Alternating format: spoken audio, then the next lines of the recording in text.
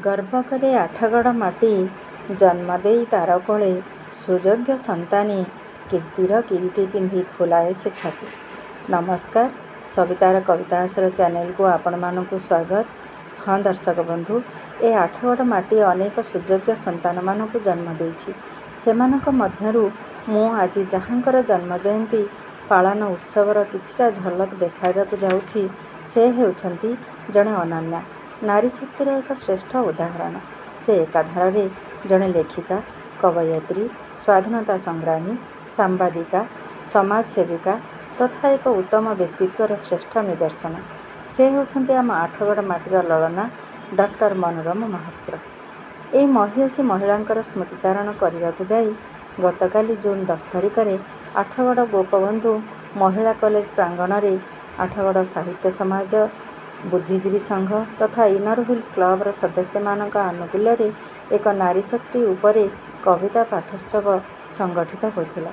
ଏଥିରେ ମା ମନୋରମା ମହାପାତ୍ରଙ୍କର ବିଚାରଧାରା, ଜୀବନଶୈଳୀ ତଥା ସାହିତ୍ୟ କୃତି ଉପରେ ଆଲୋଚନା ହେବା ସହିତ ଉପସ୍ଥିତ କବି କବୟିତ୍ରୀମାନେ ସେମାନଙ୍କର କବିତାମାନ ପାଠ କରିଥିଲେ।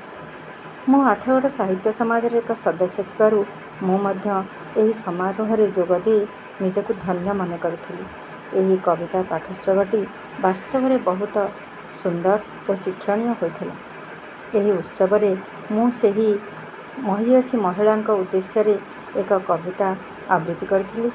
ମୋର କବିତାଟିର ଶୀର୍ଷକ ଥିଲା ମା ତୁମେ ଏ ମାଟିର ମହକ। ମୁଁ ବର୍ତ୍ତମାନ ସେହି କବିତାଟି ଆପଣମାନଙ୍କ ପାଖରେ ଆବୃତ୍ତି କରୁଛି। ପୁଷ୍ପଟିଏ ହୋଇ ପ୍ରସ୍ଫୁଟିତ ହେଲ ଏ ଆଠଗଡ଼ର ଉପବନରେ, ଭାସର ମହକେ ମହକାଇ ଦେଲ ସାରା ଜଗତକୁ ସମୟ ଧାରେ।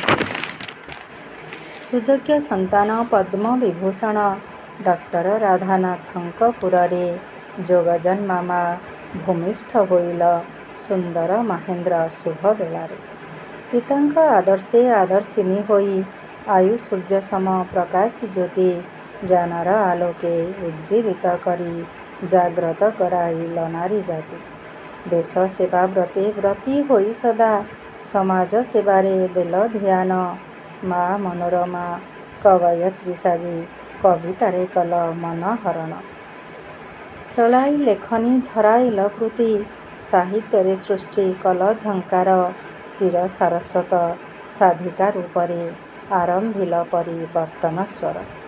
ଉତ୍ତମ ବ୍ୟକ୍ତିତ୍ୱେ ନିଜର ବକ୍ତବ୍ୟେ ଶ୍ରେଷ୍ଠ ବକ୍ତା ରୂପେ ସ୍ଥାନ ପାଇଲ, ଚିର ଯଶୋ ଦେହି ଆୟୁଷ୍ମତୀ ହୋଇ ଜୀବନ ଯାତ୍ରାରେ ଜୟୀ ହୋଇଲ। ଘେନ ଶ୍ରଦ୍ଧାଞ୍ଜଳି ଜନ୍ମ ଜୟନ୍ତୀରେ, ଭରି ଯାଉ ସର୍ବ ପ୍ରାଣେ ପୁଲକ। ଘେନ ଶ୍ରଦ୍ଧାଞ୍ଜଳି ଜନ୍ମ ଜୟନ୍ତୀରେ, ଭରି ଯାଉ ସର୍ବ ପ୍ରାଣେ ପୁଲକ।